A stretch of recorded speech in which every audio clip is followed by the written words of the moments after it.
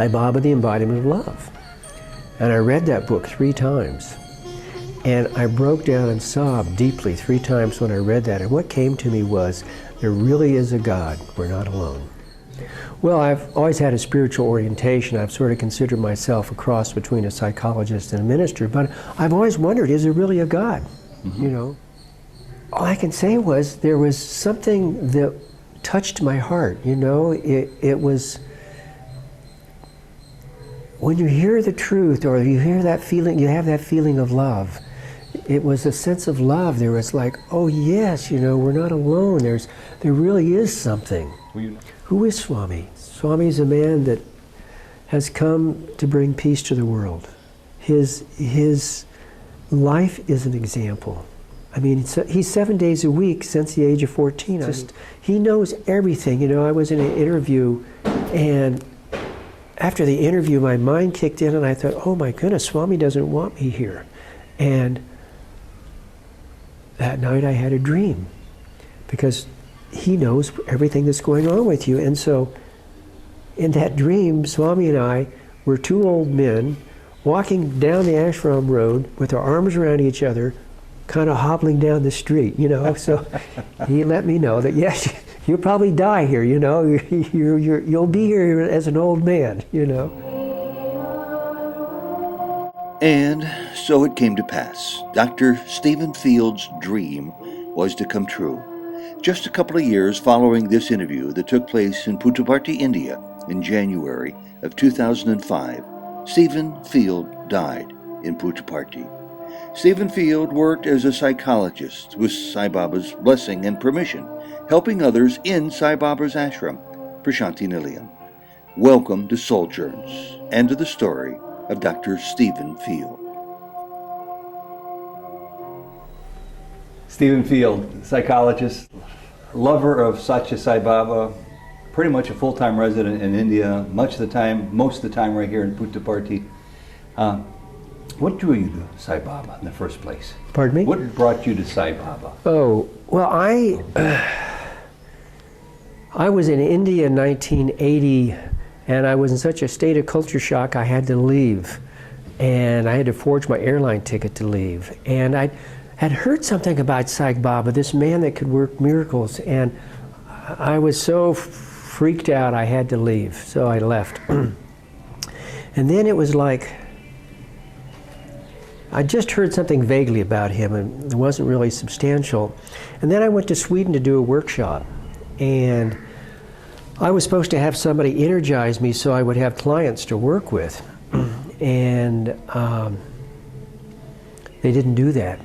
So I had a couple weeks before this workshop that I was supposed to do, and I kept meeting these people, said, oh, there's a workshop by a Jungian analyst. He's going to interpret drawings. He'll teach us how to interpret drawings. And so I said, great. So I finally said, okay, I'll come. And that first day, we did drawings. And then throughout the week, we would have little teams and interpret each other's drawings with other activities. Well, this lady wanted me to interpret her drawings, and she was a real space case. I think she saw another space case. Anyway, you mean in you, she thought? Yeah, and so anyway, I interpret her drawings with our little team, and she asked me would I read a book if she brought it, and I said, sure. So she brought me Sai Baba, the Holy Man, the psychiatrist. Turns out she's a physician, has done a lot of work with lepers and so forth, Seva, and, you know, beautiful lady. Doesn't sound like she's a space case at all. Well, she was kind of floating, at any rate. Maybe that was Baba's energy. Yeah. So I was so taken with Sai Baba, the Holy Man, the psychiatrist, I wasn't going to read another book. And my friend Monica, she bought Sai Baba, the Embodiment of Love. And I read that book 3 times. And I broke down and sobbed deeply 3 times when I read that. And what came to me was, there really is a God. We're not alone. So you're a man of science. You're a psychologist. You're a well-educated human being. How can 2 books take you so far so quickly? Well, I've always had a spiritual orientation. I've sort of considered myself a cross between a psychologist and a minister. But I've always wondered, is there really a God? Mm-hmm. You know, what is this? All I can say was, there was something that touched my heart, you know. It was, when you hear the truth, or you hear that feeling, you have that feeling of love. It was a sense of love. There was like, oh yes, we're not alone. There really is something. Were you not raised in any specific spiritual tradition? Well, my mother was Catholic, and my father was a devout atheist. And so he wouldn't let us become Catholics. And my parents were divorced when I was 8. And so then at 10, I became a Catholic. I was baptized and went to catechism and those sorts of things. And at 15, I took communion. And then I dropped out because I felt hypocritical. So I didn't really have any foundation. As children, we went to the Christian community church, So, and I'm thankful that I didn't get hooked. So as a free-thinking adult on a search for whatever is out there, in your adult years, you found a spiritual center in yourself. Oh yes, well, I had, when I was about 24, I met a woman, Neva Del Hunter, who was a trance medium. And she described how bright light came to her once and entered her, and then after that she could know things and was different. And so I was on a men's prayer team with her, 12 across and 12 down, for about 10 years. And we had summer conferences every summer. Now what do you mean 12 across and 12 down? Well, the 144, that's okay. the 144, the term from the Bible. And I was in charge of the Bartholomew, represented that which was imagination. And that's kind of ironic because once I asked Swami in an interview, I was wondering, what is psychology? What's psychotherapy? I'm digressing here, but I'll come back. No, go ahead.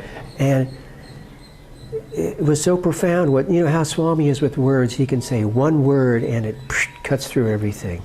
And before going into this interview, I was wondering, what is psychology? What I'm really doing with people, And this woman, he asked her, what do you do? And she says, I'm a psychotherapist. And he said, oh, psychology, imagination. That's it in a nutshell. It is, yeah. We're all working with the imagination, It's, for some people it's unlimited and unstructured and no barriers, and for others it's very tight. Yes, and they know it's true, but it's still coming out of our mind, It's not what happens to us, but it's what we do with it that causes our problems, how we perceive it. So at any rate, and then I've been on a spiritual search for a number of years, and I can remember it. As a child, I didn't have anything real profound, but I can remember I didn't like to fight, didn't want to hurt anybody ever. And I can remember coming out of the house at age 7 once, I guess. I'd gotten up and fixed myself some eggs. And, it's funny, I always will remember that feeling. I came out and the air was fresh, it was spring, and there was just something about that feeling that's always stayed with me. So you're a peacemaker and a lover. Yeah. Nice combination. Yeah. So then I got involved with Zen Buddhism intensely. I went to Anchorage, Alaska. I moved to Anchorage, Alaska and took a job there as head of a psychology department and Alaska Treatment Center. That changed my whole life. My energy totally shifted. It became very yin, so yin I didn't even want to compete. And all sorts of spiritual things came to me there. And when I left there, then I got involved with Zen Buddhism. I was involved with Zen Buddhism for about 5 years. Every 3 or 4 times a year, I would do a weeks-long sesshin, which is where you go sit and stare at a wall for a day. Do that for 7 days, 5 or 7 days. Sort of like Swami's having people do in darshan every day now, since he doesn't show up so often.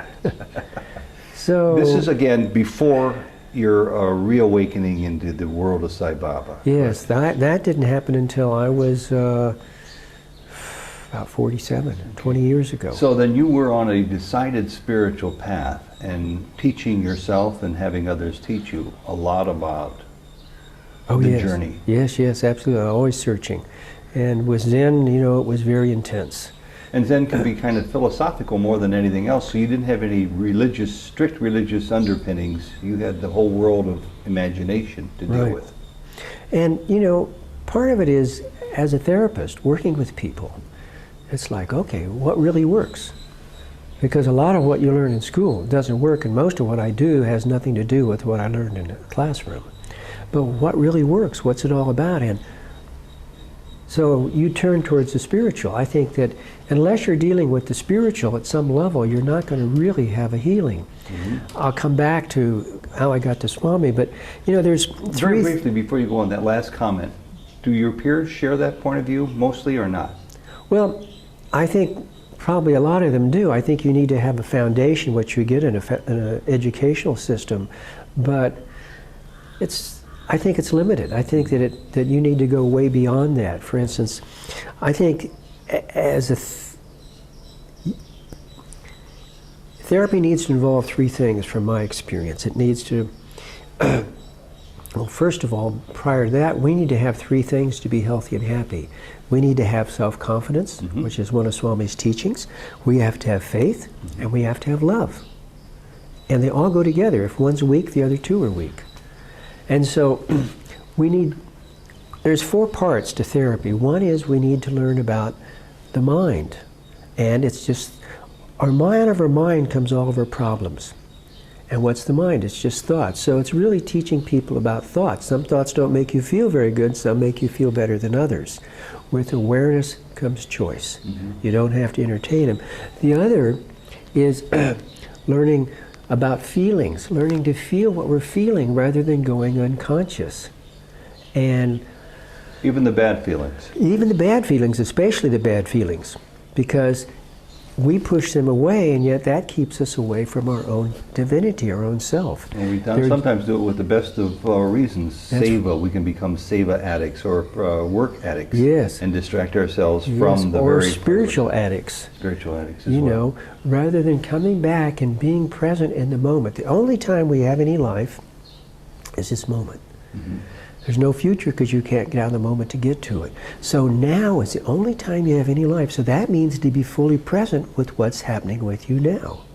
The difficulty is we also have unconscious thoughts that don't serve us. And so one of the ways back to that is to learn to feel what you're feeling. And that brings you eventually back to your own source, which is whole, perfect, and complete. If I'm following you correctly, then we do have a choice with our thoughts, and we can choose to live in the thoughts rather than distract ourselves from them. And then with our unconscious thought patterns that can really mold the way we think consciously, you can learn and to expect that and know how to deal with it better once that happens. Is that what you're saying? Yes, it's learning some tools. And with awareness comes choice. So you don't have much control about what happens out here. You can't control another person. You can't truly control your environment. You can put locks on the door, but there's fires, floods, earthquakes, burglars, all sorts of things. So what can you have control of? Not much, but on an inner level, with awareness you have a choice about how you choose to respond. Now you've used that phrase 2 or 3 times, with awareness you have choice. Exactly. And you know as well as I do, I'm sure, that one of Sai Baba's sayings that's been popularized is that we have about as much free will as a donkey tethered to a hitching post. Right. But that donkey does have enough free will to lift or lower its head, and you're suggesting we also have enough free choice or free will to change our thoughts. We don't have to entertain thoughts that don't serve us. We do have a choice there. Yeah, absolutely. We do have free will in that one area. With awareness comes choice. Okay. I mean, if you're aware that you're angry, then you have a choice to use that as energy, and hopefully constructively. But you might choose not to. But it can still be a choice at that point. If Where's you're the aware. anger coming from? How is it